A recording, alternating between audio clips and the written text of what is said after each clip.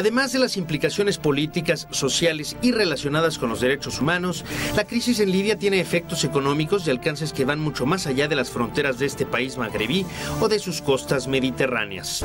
La situación de crisis política en Libia ha tenido como consecuencia fundamental un aumento en los precios internacionales del petróleo. Petróleo que por lo demás sigue siendo la sangre que alimenta la muy compleja y demandante economía mundial.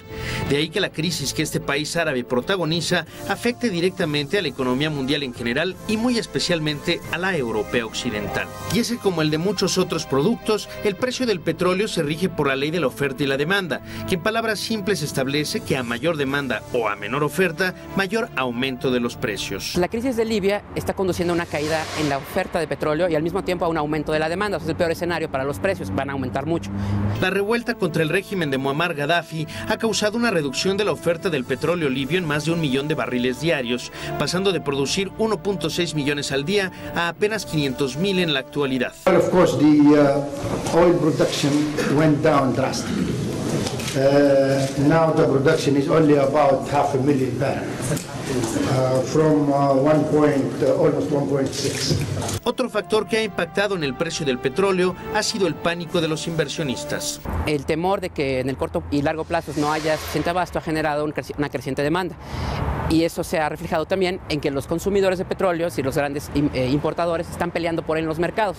Y no hay más forma que discriminar que por medio de un aumento de precios. Ante el temor de una situación de desabasto, los compradores están peleándose en el mercado de futuros el petróleo que hay. Los actores económicos son muchas veces adversos al riesgo y lo que hay ahora en este momento es un aumento muy significativo del riesgo. Un riesgo que se generó por la inestabilidad política en el norte de África y que ha intranquilizado a los mercados, muy a pesar de las garantías ofrecidas por Arabia Saudita en el sentido de que el abasto tanto en el presente como en el largo plazo está garantizado.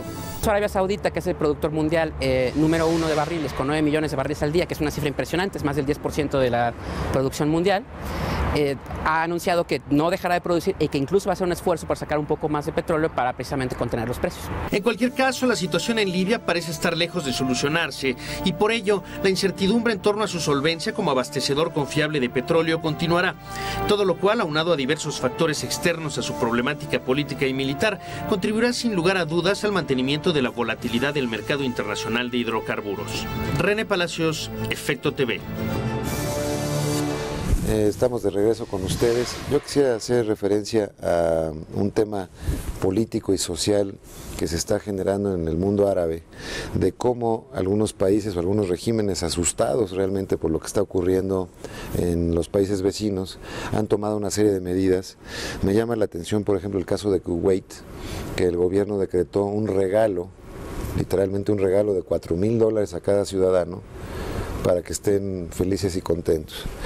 En el caso de Bahrein, que está en medio del torbellino en estos momentos, se ha dado también un decreto para regalarles $2,500 a cada ciudadano. En el caso de Libia dieron incrementos de salario de 150% a militares y burócratas. El caso de militares lo entiende uno más, el de burócratas no tanto, pero 150% es un golpe importante. Parte de ese petróleo, si ya no pudiera venderlo, creo que le iba a generar a lo mejor pues un retiro de estos aumentos y ya se vería qué pasa, ¿no? Y en el caso de Kuwait también me llama la atención que les regalan 14 meses de comida gratis. Se nota que tienen muy bien estimado cuánto come una persona en 14 meses y le dan esa cantidad de comida. Pero bueno, esto refleja el susto que existe en estos países de que pudiera contaminarse la región y llegar a sacudir a los regímenes. Yo me pregunto si desde el punto de vista de siendo el gran centro de producción petrolera del mundo, como es esa región del mundo, si este tipo de inestabilidad y de gastos superfluos como se está viendo, o de emergencia como se está viendo actualmente, cómo va a alterar o podría alterar en el mediano plazo, digamos en el próximo año así, las cantidades que producen estos países de petróleo, si su industria se vería afectada y de hecho pues el mercado mundial en su conjunto, las exportaciones, o si por el contrario Occidente diría esta es la oportunidad de aprovechar y comprar ciertas reservas o ir llenando algún tipo de reservas estratégicas como se ha hecho ocasionalmente. No sé cuál sería tu perspectiva en torno a este digamos, conjunto de factores que están incidiendo en esto? Pues mira, desde el punto de vista de los flujos anuales de las exportaciones de petróleo de estos países y además de los fondos soberanos que ya tienen, no creo que apoyos así de puntuales cambien el álgebra de cuánto venden o no. Yo creo que eso tiene que ver más bien con su análisis del mercado en las líneas de lo que platicábamos hace un ratito. Entonces yo creo que ahí a final de cuentas el driver es político, ¿no? Sí, pero de todos modos, no sé si, por ejemplo, cómo funcionan los gremios petroleros de estos países, si son una casta divina, digamos, en este tipo de países que se manejan en una situación económica especialmente holgada, o si son grupos, ahora sí que de trabajadores con sus propios reclamos y que en un momento dado dijeran vale la pena seguir la ruta de Túnez o la ruta de Egipto.